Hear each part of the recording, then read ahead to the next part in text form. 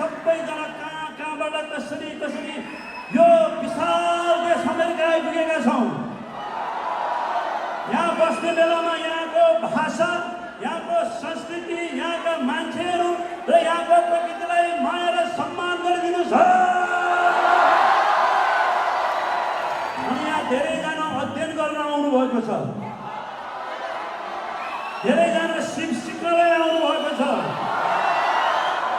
धेरैजना यहाँ धन कमाउनलाई आउनुभएको छ, धेरैजना यहाँ रमाउनलाई आउनुभएको छ।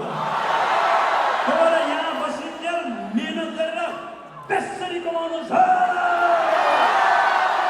अनि यहाँका सुन्दर सुन्दर ठाउँहरू, मान्छेले बनाएका राम्रा राम्रा कुराहरू हेर्नु छ। अनि यहाँ कमाएको धनले, यहाँ कमाएको मनले शिवले एक दिन घर बनाउनु पर्छ।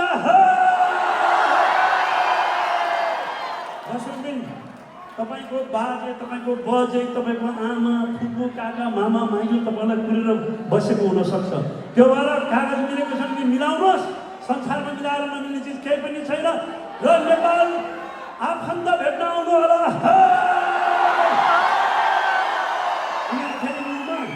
हाम्रो गाउँ